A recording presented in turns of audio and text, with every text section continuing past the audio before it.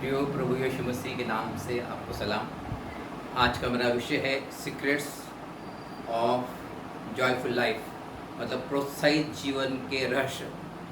और ये रहस्य हमारे लिए उपलब्ध है। प्रभु यीशु मसीह ने अपने चेलों को कहा है कि ये सीक्रेट जो है, परमेश्वर के राज्य के सीक्रेट जो है, जो दूसरे लोगों के लिए तो अवेलेबल नहीं है, लेकिन हम लोगों के लिए उपलब्ध है, जिन्होंने प्रभु यीशु मसीह को अपना उद्धारकर्ता ग्रहण किया है।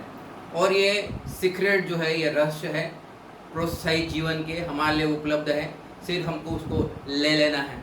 आज हम ऐसे ही 5 रहस्य की बातें देखेंगे, 5 सीक्रेट्स की बातें भी देखेंगे कि जिसके द्वारा हम अपने जीवन में हर रोज़ प्रोत्साहित जीवन जी सकते हैं। इसके लिए हमको कुछ विशेष कर्म करने की आवश्यकता नहीं, कि ये बात पहले से ही हमारे लिए उपलब्ध किया गया है।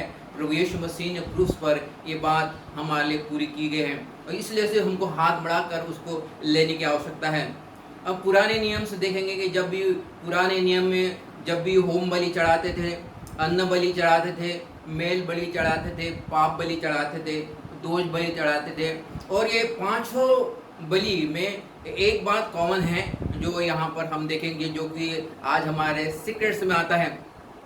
लवे अवस्था उसका 7वां अध्याय 131वें वचन में ऐसा लिखा है कि जब तुम मेल बलि को करने आओगे, चढ़ाने आओगे, देने आओगे, तो यहाँ पर लिखा है कि परमेश्वर ने मूसा से कहा कि जो सीने का जो भाग है ये एरन्स के बेटों का होगा। सीने का भाग एरन्स के बेटे का होगा। और इतना ही नहीं, लेकिन ये राइट हैंड साइड का जो रान का हिस्सा भी एरन के बेटों का होगा। एरन इसको दर्शाता है, हाई प्रीस्ट को दर्शाता है, महायाजक को दर्शाता है।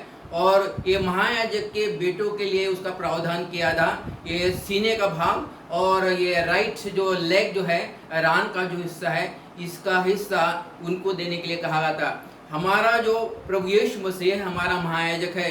इब्रानी की पत्री उसका 3रा अध्याय उसके पहले वचन में लिखा है कि प्रभु यीशु मसीह हमारा महायाजक है। हम महायाजक के पुत्र हैं, मतलब हम प्रभु यीशु मसीह के पुत्र हैं। और महायाजक के पुत्र होने के नाते जो मेमने का जो सीना जो है, सीना हमारे लिए उपलब्ध है। उसका राइट जो लेग है हमारे लिए उपलब्ध है, क्योंकि परमेश्वर ने मूसा से कहा था कि होम बलि है, अन्न बलि है, मेल बलि है, पाप बलि है, दोष बलि है। इस सबों में सीने का जो हिस्सा है एरन के बेटों को दिया जाए, और राइट जो लेग है वो एरन को बेटे को दिया जाए। और सीना जो हिस्सा है हमारे प्रेम को दर्शाता है, मतलब हम परमेश्वर के प्रेम पर फीट कर सकते हैं, परमेश्वर के सामर्थ्य में हम फीट कर सकते हैं। और ये बात को हमको हमारे रोज़मर्रा जीवन में हमको मनन करने की आवश्यकता है कि हमारे लिए प्रभु यीशु मसीह का सीना उपलब्ध है, हमारे लिए प्रभु यीशु मसीह का राइट लेग उपलब्ध है। और यूहन्ना जो था, प्रेरित जो था, हमेशा प्रभु यीशु मसीह के सीने पर ही अपना सर रखता था। और हर एक के लिए वो सीना उपलब्ध है, मतलब वो प्रेम उपलब्ध है। और हर एक के लिए उसका राइट लेग उपलब्ध है, रान उपलब्ध है, जो सामर्थ को दर्शाता है। ये पहली सीक्रेट जो है, जो हमारे लिए है, ये इस पर अगर हम हर रोज़ अगर मनन करते हैं तो फिर हम अपने जीवन में प्रोत्साहन को ले लेते हैं। बाइबल ऐसा ही कहती है कि लूका रचित सुसमाचार उसका 15वां अध्याय में लिखा है कि एक बुढ़ाऊ पुत्र का दृष्टांत दिया है। एक बुढ़ाऊ पुत्र ने अपनी आधी जायदाद ले ली, और आधी जायदाद लेने के बाद वो दूर देश चला गया, और कुकर्म में उसने अपनी पूरी जायदाद, पूरी संपत्ति उड़ा दी। और लेकिन बाद में लिखा है, जब वो आपे में आता है, वो अपने परमेश्वर को, अपने पिता को याद करता है कि मैं अभी अपने पिता को पास जाऊंगा, मेरा पिता प्रेमी पिता है। और जो वह जाता है तो वास्तविक उसके पिता ने उसको वापस ग्रहण किया। हमको अपना सर परमेश्वर के प्रभु यीशु मसीह के सीने पे रखने की आवश्यकता है, क्योंकि जब हम सीना लेते हैं हमारे लिए प्रेम उपलब्ध है। ये पहली इसको सीक्रेट जो बाइबल बताती है, हमारे जीवन के प्रोत्साहित जीवन का पहला सीक्रेट कि हमारे लिए उसका सीना उपलब्ध है, हमारे लिए उसका राइट थाई उपलब्ध है। प्रियो, भी दूसरा सीक्रेट यूहन्ना रचित सुसमाचार उसका 6वां अध्याय उसका 55 वचन में ऐसा लिखा है, प्रभु यीशु मसीह कहता है कि मेरी देह तुम्हारे लिए उत्तम रोटी है, मेरा देह तुम्हारे लिए उत्तम भोजन है। यहाँ पर जैसे प्रभु यीशु मसीह प्रभु भोज को दर्शाता है। प्रेरितों के काम उसका 2 अध्याय उसका 46 वचन में भी ऐसा लिखा है कि चेले लोग हर रोज घर घर जाकर रोटी तोड़ते थे, घर घर जाकर वो प्रभु भोज को लेते थे। प्रभु भोज दरअसल एक ऐसा सीक्रेट है जो रहस्य है जिसके द्वारा हम बहुत सारा प्रोत्साहन अपने जीवन में ले सकते हैं, बहुत सारा आनंद हम अपने जीवन में ले सकते हैं। और ये प्रभु भोज जो लेते हैं, प्रभु भोज लेते समय हमको हमेशा निर्गमन की पुस्तक उसका 12 अध्याय 9 से 10 को हमेशा याद रखने की आवश्यकता है कि परमेश्वर ने मूसा से कहा था कि तू क्या करना, ये मेमने को हर एक परिवार के लिए एक मेमने को मारना और मेमने को ऐसे उसके सर को भुनना, उसके एंट्रेल्स को भुनना, उसके पाँव को भुनना, वो खाना है। जब भी हम प्रभु यीशु मसीह के शरीर को खाते हैं, उसके सर को खाते हैं, सर को खाते हैं मतलब हमारे सर में अगर दर्द है तो दर्द से हम उससे शिफा पा लेते हैं। यहाँ पर लिखा है कि जो मेमने के जो एंट्रेल जो है वो भी खाने के लिए मूसा को परमेश्वर ने कहा था। जैसे हमारे एंट्रेंस में लीवर भी आता है, जब हम प्रभु यीशु मसीह के शरीर को खाते हैं तो उसके लीवर को खाते हैं और अपने लीवर के समस्या का हम उससे शिफा पाते हैं। जब हम प्रभु यीशु मसीह के शरीर को खाते हैं, उसको लंग को खाते हैं और अपने लंग की समस्या से हम शिफा पाते हैं। जब हम प्रभु यीशु मसीह के शरीर को खाते हैं तो फिर उसके किडनी को खाते हैं और अपने किडनी के समस्या को भी हम शिफा पाते हैं। जब हम प्रभु यीशु मसीह के शरीर को खाते हैं तो हम उसके अतड़ी को खाते हैं और हमारे अतड़ी में जो भी समस्या है उसकी शिफा पाते हैं। दरअसल प्रियो, हमको ये जब भी हम प्रभु यीशु मसीह के शरीर को खाते हैं, जो ये बातों को हमको अंगीकार करने की आवश्यकता है कि मुझे इस क्षेत्र में शिफा मिल गई है, मुझे उस क्षेत्र में मुझे शिफा मिल गई है। कई बार मैंने ऐसा लोगों से सुना है कि भाई हम अयोग्य रीति से ना खाएं। अयोग्य रीति से खाना मतलब, अनुचित रीति से खाना मतलब, कई बार ऐसा होता है कि हम अगर लहू को और उसके रोटी को अगर हल्की फुल्की अगर बात समझते हैं तो मतलब हम अनुचित रीति से खा रहे हैं। अगर हम उसके रोटी को और प्रभु यीशु मसीह के शरीर को और उसके लहू को अगर सही तरीके से खाते हैं कि ये क्या सही तरीका है कि उसके कोड़े खाने से मैं चंगा हो गया हूँ, उसके लहू के द्वारा मुझे मेरे पापों को माफ़ किया गया है, मैं शुद्ध किया गया है, मैं पवित्र किया गया है, मैं छुड़ा गया है, ये सही तरीका है। और 1 कुरिन्थियों उसका 11वां अध्याय उसमें भी ऐसा ही लिखा है कि हमको ये कैसे खाना है उसके बारे में लिखा है, कौन खा रहा है उसके बारे में नहीं लिखा है, कैसे खाना। मतलब इस बात को हमेशा हम याद रखें, हमेशा ये एहसास के साथ हम ये प्रभु भोज को ले ले क्योंकि वो हमारे लिए उपलब्ध है। प्रभु यीशु मसीह ने कहा है कि तुम्हारे लिए मेरा शरीर उपलब्ध है और ये तुम्हारे लिए अच्छा भोजन भी है। तो प्रियो, ये बात हमेशा हमारे लिए महत्वपूर्ण रखती है कि जब भी हम प्रभु भोज को लेते हैं ये हमारे लिए आशीष का एक कारण होता है। और ये दूसरा सीक्रेट बाइबल बताती है, प्रभु भोज का दूसरा सीक्रेट बताती है, हम में कमी घटिया है इसलिए तो हमको लेने की आवश्यकता है और हम बिना हिचकिचाहट लिए वो प्रभु भोज को ले सकते हैं। हम ये ना सोचे कि मुझ में कुछ कमी घटी है इसलिए तो उसको लेने की आवश्यकता होती है। ये दूसरा सीक्रेट बाइबल में बताती है और यहाँ पर लिखा है ये सीक्रेट्स हैं, ये हमारे लिए उपलब्ध हैं ताकि हम उसको ले सकते हैं। तीसरा सीक्रेट, यूहन्ना रचित सुसमाचार उसका 6वां अध्याय उसका 35वें वचन में लिखा है कि प्रभु यीशु मसीह ने कहा कि मैं जीवन की रोटी हूँ, जो कोई मेरे पास आता है वो कभी भूखा नहीं होगा, जो मुझ पर विश्वास करता है, जो मुझ पर कभी पासा नहीं होगा। मेरे पास आओ, मैं जीवन की रोटी हूँ। प्रभु यीशु मसीह कहता है मैं जीवन की रोटी हूँ। प्रभु यीशु मसीह परमेश्वर का वचन है और प्रभु यीशु मसीह कहता है कि हमको हमारे जीवन में एक परमेश्वर के वचन को लेने की आवश्यकता है, क्योंकि ये वचन को लेंगे तो हम कभी भी भूखे और प्यासे नहीं होंगे, ऐसा प्रभु यीशु मसीह कहता है। जब हम शारीरिक रोटी खाते हैं तो हम भूखे और प्यासे हो सकते हैं, लेकिन ये आत्मिक जो रोटी है, जब आत्मिक जो रोटी खाते हैं तो हम भूखे और प्यासे नहीं होंगे। मैं जब इस पर मनन कर रहा था, मैंने बोला जब हम शारीरिक रोटी खाते हैं तो फिर से हमको भूख लगती है, फिर से हमको प्यास लगती है, लेकिन प्रभु यीशु मसीह यहाँ पर कह रहे हैं कि जब हम आत्मिक रोटी को खाते हैं, परमेश्वर के वचन को खाते हैं, तो हमको भूख भी नहीं लगेगी और प्यास भी नहीं लगेगी। इसका मतलब है इसके साथ अलौकिक बातें जुड़ी है, इसके साथ अलौकिक मैनिफेस्टेशन जोड़ा है। जब भी हम परमेश्वर के वचन को लेते हैं तो हमेशा हमारे जीवन में सुपर नेचुरल मैनिफेस्टेशन होता है, क्योंकि भूख और प्यास नहीं लगती, ऐसा लिखा है। तो हमको ये परमेश्वर का वचन लेने की आवश्यकता है ताकि हमको भूख और प्यास न लगे।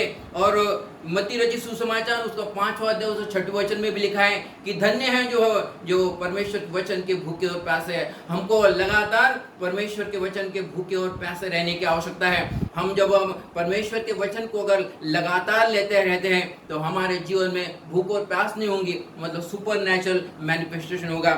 निर्गमन की पुस्तक उसका 16वां अध्याय से 35वें वचन में लिखा है कि 40 साल तक इजरायली लोगों ने वो मन्ना खाया, और मन्ना खाने के बाद ऐसा लिखा 40 साल खाए, ना तो उनके चप्पल फटी ना तो उनके कपड़े फटे। मतलब जो व्यक्ति 10 साल का था वो 40 साल तक 10 साल का ही रहा, जो 40 साल का था वो 40 साल में भी वो 40 साल का रहा, मतलब वो शरीर में बढ़ा नहीं, उनकी उम्र उतनी की उतनी रही, ऐसा बाइबल कहती है। ना तो उनके कपड़े फटे, क्योंकि जब हमारी उम्र बढ़ती है तो हमारा शरीर बढ़ता है, और जब हमारे उम्र बढ़ती है तो हमारे पाँव की लंबाई भी बढ़ती है, और चप्पल हमको ठीक से नहीं होती। लेकिन यहाँ पे लिखा है ना तो उनकी चप्पल टूटी ना तो उनके कपड़े फटे, क्योंकि उनकी उम्र भी नहीं बढ़ी। जब वो इजरायली लोगों ने मन्ना को खाया, ये सुपर नेचुरल मैनिफेस्टेशन उनके जीवन में हुआ, क्योंकि उनकी उम्र नहीं बढ़ी। जो 10 साल का था वो 40 साल के बावजूद भी 10 साल का ही रहा, जो 20 साल का था वो 40 साल होने के बावजूद भी 20 साल का ही रहा,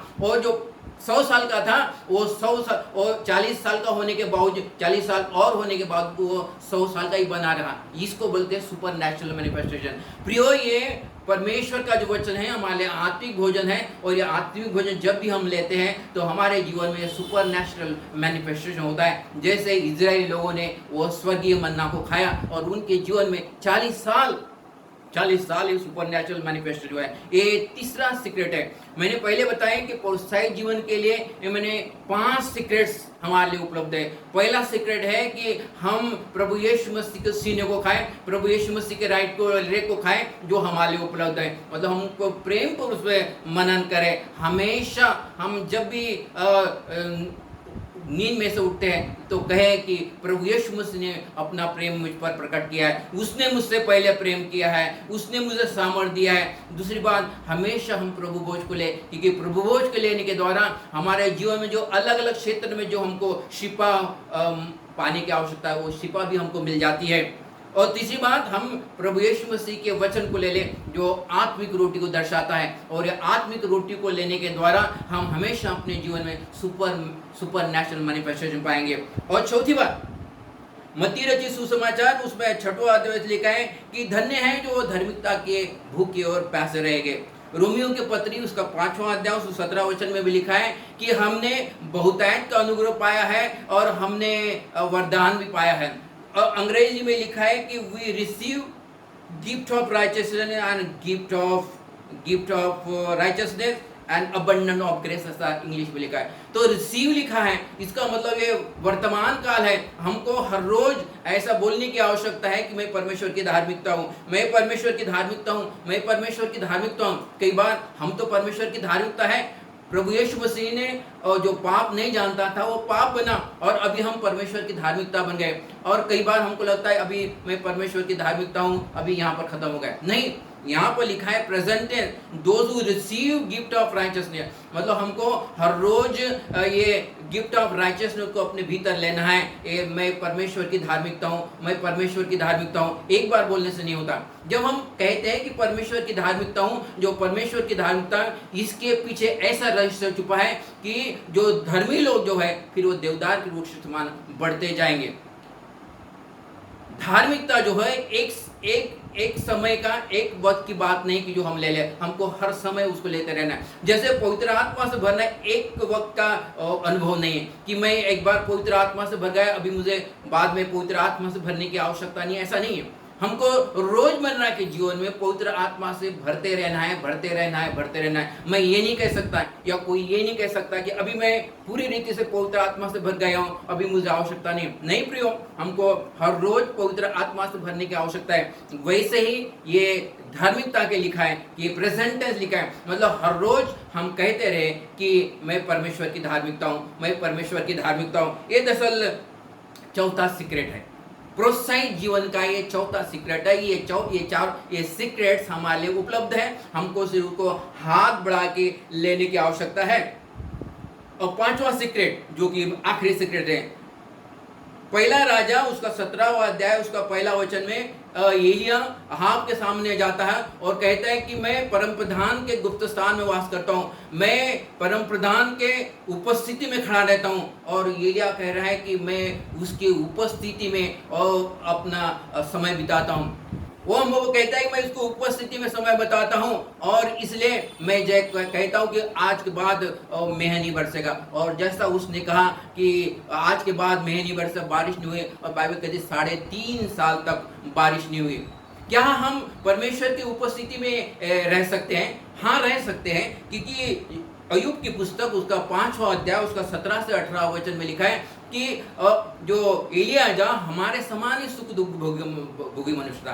मतलब उसको भी तकलीफ होती थी, उसको भी दुख होता था, उसको भी भूख लगती थी, उसको भी प्यास लगती थी, वो हमारे समान ही सुख दुखी मनुष्य था, लेकिन वो परमेश्वर की उपस्थिति में समय को बिताता। परमेश्वर की उपस्थिति में समय बिताना ये बहुत एक ऐसी रहस्य बात है जिसके द्वारा हमको सामर्थ मिलती है, जिसके द्वारा हमको हियाव मिलता है, जिसके द्वारा हमको बोल्डनेस को मिलता है। और अहाब के राजा के सामने वो कहता है कि मैं एलिया हूँ, परमेश्वर की उपस्थिति में खड़ा रहता हूँ। दरअसल किसी राजा के सामने जाकर इतने हियाव से कहना कि मैं एलिया हूँ, परमेश्वर की उपस्थिति में खड़ा रहता हूँ, ये उसको हियाव कहाँ से आया? क्योंकि परमेश्वर की उपस्थिति में समय को बिताता था। मैं टीवी पर एक बार ऑन किया और एक मैसेज चालू हो गया। एक परमेश्वर का दास कहता है कि हमको हमारे जीवन में DQT की आवश्यकता है, हमको हमारे जीवन में DQT की आवश्यकता है। और मैंने बोला ये क्या बोल रहा है, ये DQT की आवश्यकता क्या है? और इसलिए अभी मैंने शुरुआत से वो संदेश को नहीं सुना, और इसलिए बीच में से सुन रहा था। मैंने बोला देखते हैं ये परमेश्वर का दास मुझे क्या कहना चाह रहा, हमको क्या कहना चाह रहा। और जब 5 मिनट हो गए तब उसने कहा कि हमको DQT की आवश्यकता है। DQT का मतलब डेली क्वाइट टाइम। हम परमेश्वर के उपस्थिति में डेली क्वाइट टाइम को बिताएं। हो सकता है कि हम 5 मिनट बिताएं, हो सकता है हम 10 मिनट बिताएं, हो सकता है हम 15 मिनट बिताएं। वो कहता है कि हम थोड़ा बढ़ाएं। और वो कहता है कि मैं वादे के साथ कहता हूँ कि जब परमेश्वर के सामने हम थोड़ा समय को बिताते हैं, हम अलौकिक सामर्थ को पाते हैं, हम अलौकिक हियाव को पाते हैं, हम उसके अभिषेक को पाते हैं। तो हमको DQT ये याद रखने की जरूरत है। DQT मतलब डेली क्वाइट टाइम।